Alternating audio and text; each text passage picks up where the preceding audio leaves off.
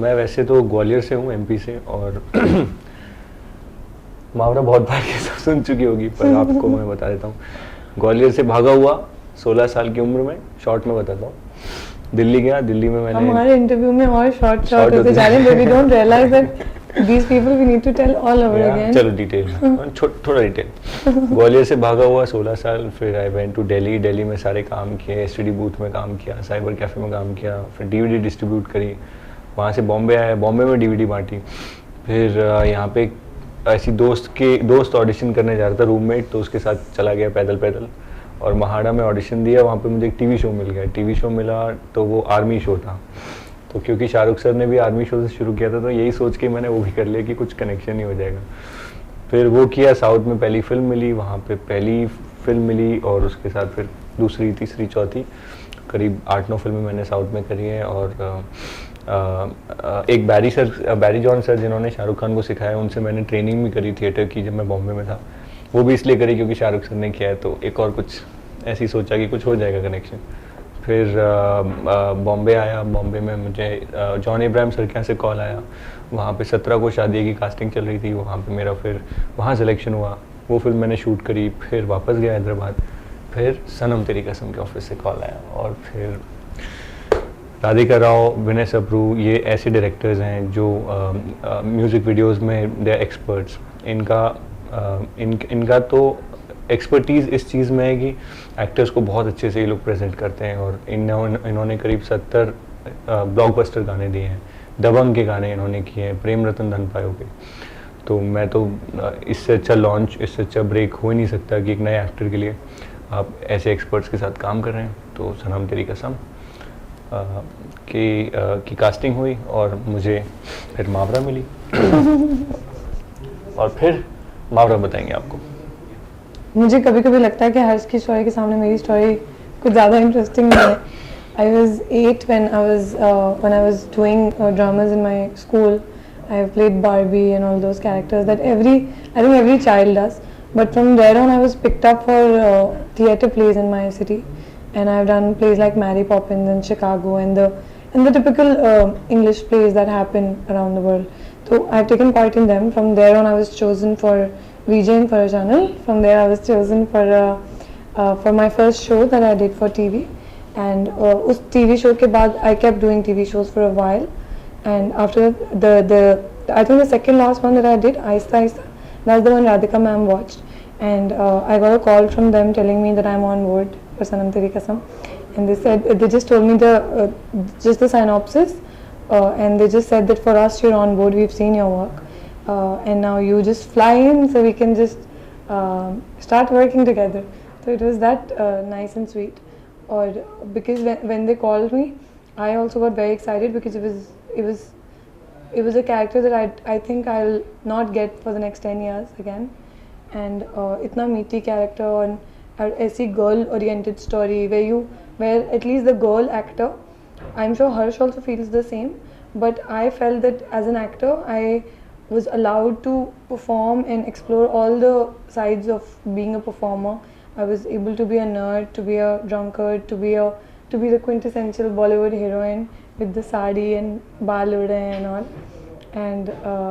And then of course there were 7 wonderful songs. These were the things which were initially told to me. So मेरे लिए बहुत exciting था to be getting such a meaty character, and then so many songs by Himesh sir and Arijit and Ankit, you know, all these names that any debut would want and associated to their film. So yeah, this is how Sanam Teri Kasam happened. सरू के character की बहुत सारी layers हैं। मैं थोड़े से लफ्ज़ में सिर्फ थोड़ा सा ही बता पाऊँगी। She is a big dreamer. ये तो मुझे स्क्रिप्ट पढ़ते ही आइडिया हुआ था। Big dreamer at heart, very compassionate girl, सबसे प्यार करती है और यू नो सबका भला चाहती है and all. But I think सबसे जो प्यारी बात है वो ये कि she is very family oriented, so much so that she will put her family before her dreams. तो I think that's something I also felt is, you know, when you see compassion in a character, that's a quality that I see in every human being as the first thing, कि कोई compassionate है या नहीं। तो मेरे film के character में अगर मुझे ऐसा लगेगा कि वो कैरेक्टर compassion से ही बनाया गया है, तो ऑब्वियसली मेरे लिए बहुत एक्साइटिंग था। और उसके अलावा लेयर्स उस तरह तो हैं ही, बट विजुअल में भी बहुत लेयर्स हैं कि पहले आप एक नर्ड लुक है, फिर बॉलीवुड लुक है। I keep calling it the Bollywood look, उसके अलावा मुझे उसकी कोई डिस्क्रिप्शन समझ में नहीं आती है। सो आई थिंक या इट वाज फन प्लेइंग सरू। इंदर, जैसा आप देख सकते हैं कि एक इतनी सुंदर लड़की के ऑपोजिट एक उतना ही रफ कुछ रखना पड़ेगा to make the frame equal. क्योंकि तो उन्होंने मुझे पूरी तरीके से रफ जितना कर सकते थे उतना किया है, बाय द फिजिकलिटी और the rawness of the character. और जैसा हम लोग नॉवेल्स में पढ़ते आए, मैं तो नहीं पढ़ता हूँ लेकिन जो मैं सुनता आया हूँ, लोग जो बात करते हैं, जो एक कोमल सी प्यारी सी एक लड़की और उसके ऑपोजिट एक रॉ इंट्रोवर्ट सा साइलेंटली रोमांटिक सा लड़का, तो वैसा लड़का इंदर। एंड जैसा मैं हमेशा बोलता हूँ कि मैं डायरेक्टर्स का जो विजुअलाइजेशन था उसकी वजह से मुझे बहुत इजी हुआ वो प्ले करने। But I would also like to add कि मैंने अपने डैड की बहुत कॉपी करी है इसमें। और मेरे लिए हमेशा वो बहुत बड़े एक हीरो थे, हालांकि वो फिल्मी बिल्कुल नहीं थे। उन्होंने कोई फिल्मी काम ज़िंदगी में कभी नहीं किया। Just the way use to stand, जैसे वो बैठते थे, जैसे आप जैसे खड़े, तो आपका एक स्टाइल है खड़े होने का, वो जैसे खड़े होते थे उनका एक स्टाइल होता था, दोनों हाथ ऐसे रख के, कुछ तो अजीब सा वो उनके हाथ ऐसे रहते थे फॉर्म। तो वो चीज़ मैं हमेशा अनकॉन्शियसली मैं शायद नोटिस करता था। और कई जगह इंदर में मुझे लगता था कि डैड क्या करते हैं तो मैंने अपने डायरेक्टर्स को भी कहा कि मैं I would like to imbibe a few things, तो उन्होंने वो काफ़ी खुश हुए। एंड आई होप डैड थोड़े से झलके हैं इस कैरेक्टर में। इट्स ऑन द प्रीमाइस, जो एक लव स्टोरी होती है उसके खूबसूरत पार्ट्स तो हम लोग देखते ही हैं और आप लोग ट्रेलर में भी देख रहे हैं, गानों में भी देख रहे हैं, लेकिन एक जो रियल लव स्टोरी होती है उसमें एक पेनफुल पार्ट भी होता है, और which is the more real part. उस पेनफुल पार्ट को कितनी खूबसूरती से दिखा सकते हैं, now that is the skill and which my directors are experts in, as she said, they masters in this.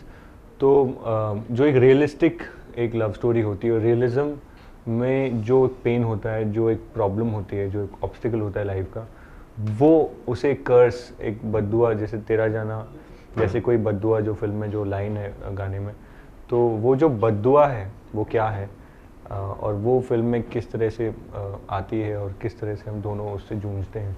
That's why you see the tagline love story seal with a curse. जो title track है हमारा सनम तेरी कसम, वो बिल्कुल apt interpretation है of the story, जो हर्ष ने भी बोला कि तेरा जाना जैसे कोई बद्दुआ। So that's the love story sealed with the curse. और मुझे ऐसा लगता है कि राधिका मैम और विनय सर जो हैं, हम अक्सर डिज्नी की स्टोरीज़ देखते हैं और हम उसमें एक स्टोरी देखते हैं बड़ी प्यारी सी, और उसके बाद वो एक पॉइंट पे जाके एंड हो जाती है जहाँ आता है कि they lived happily ever after. होता क्या आगे वो दिखाते नहीं है। So I think Radhika ma'am and Vinay sir, they are a blend of Disney and real life.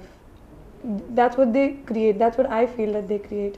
सो जितनी डिज्नी मोमेंट्स हैं इस पिक्चर में, जिस तरह मुझे बहुत अच्छा लगा भालू गर्ल बन के, और मुझे बहुत अच्छा लगा खींच मेरी फ़ोटो करके, और यू नो जितने भी प्यार से भरे हुए मोमेंट्स हैं, और मैं तो उन्हें डिज्नी मोमेंट्स ही कहती हूँ अपने लिए, तो वो हैं।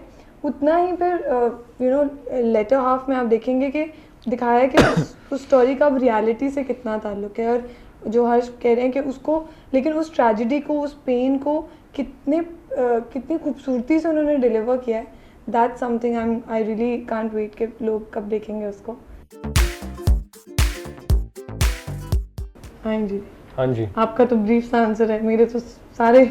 मावरा बहुत इसमें क्लीशे आंसर देती हैं। मुझे मावरा के इंटरव्यू से सिर्फ यही कंप्लेंट है कि मावरा के सारे गाने फेवरेट है, और ये ऐसा जब एक्टर्स बोलते हैं ना तो मुझे खुद बड़ी अजीब सी बात लगती है। लेकिन मैं क्या करूँ, I can't pick and choose. बाबा आपको एक करना पड़ेगा चूज आज, प्लीज। एक गाना ना, मैं अगर वही आंसर फिर मैं आपको दूं। देख, अच्छा, साथ में से दो बहुत बड़ी बात है ये। क्या एक अभी हर्ष दो। खींच मेरी फोटो को मैं इग्नोर नहीं कर सकती। खींच मेरी फोटो मेरा DDLJ मोमेंट है। मैं क्या, how can I pick between Arijit and Ankit? Please tell me, how do you do that? How does one select one? Ankit Tiwari. Okay, so Sanam. अच्छा, फर्स्ट फेवरेट खींच मेरी फोटो है, सेकंड फेवरेट दो है। I think it's like a dream come true for any debut to have Arijit and Ankit sing for your film, for your first film. तो अब आप किसी को भी इग्नोर नहीं कर सकते. Himesh sir has magically compose the songs and उसके बाद एक गाना आप सुन रहे हैं, आपका पहला गाना आ रहा है अंकित की आवाज़ में, आपका दूसरा गाना आ रहा है अरिजीत सिंह की आवाज़ में. So it's very overwhelming and it's very difficult for me to choose one. I think Tera Chehra is a, किसी को बहुत ज़्यादा प्यार में पड़ना हो तो वो तेरा चेहरा सुनते जाए, और किसी का नया नया ब्रेकअप हो तो वो सनम तेरी कसम सुन ले. सो बहुत रेलिवेंट गाने हैं आप लोगों की लव लाइफ के लिए. देखिए ये ना, ये लड़की है तेरा जाना जैसे और कोई बद्दुआ, कितना बहुत रोएंगे रोमांटिक लोग, लड़की है. कितना रोएंगे. इनकी मेरी कोई गर्लफ्रेंड बात मुझे छोड़ के चली गई, तेरा गलत तो जाना हो ही नहीं जैसे सकती. कोई बद्दुआ. इनकी बात गलत तो हो ही नहीं सकती, लेकिन हाँ मैं हमेशा इनसे पूछता हूँ एक गाना बोलिए तो बोलती नहीं एक गाना. अच्छा चलो खींच मेरी फोटो. खींच मेरी फोटो, ठीक है.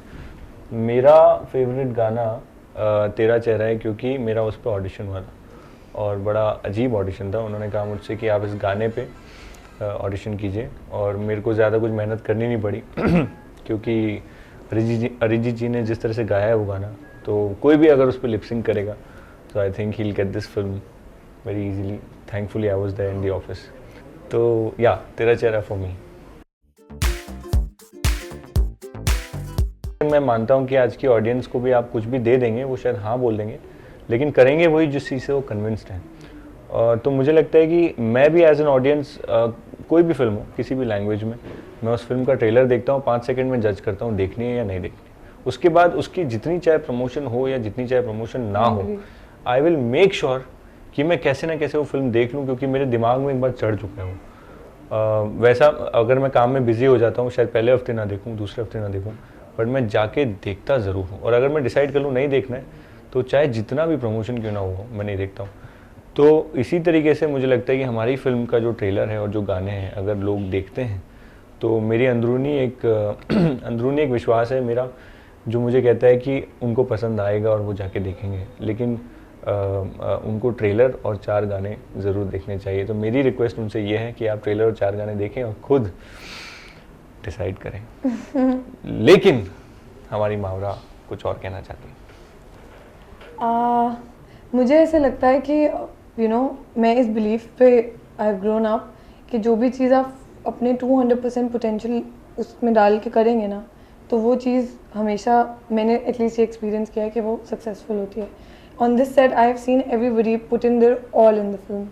There is not a single person who would say that no I was not all in, I was saving a little. ऐसा कुछ नहीं है. एंड हमारी सबसे बड़ी स्ट्रेंथ हमारी hard work and conviction and honesty ही है. इससे ज़्यादा कुछ एक इंसान के अंदर इससे ज़्यादा कुछ नहीं होता. तो वो सब हमने इस फिल्म में डाल दिया है. And obviously I would want the audience to go and see the trailer. I'm very confident that if they'll see the trailer, they will go and watch the film. So yeah, the film is coming on the 5th of Feb, and I would want you all to watch it. Thank you so much for talking to us, and all the best. Thank you. Thank you.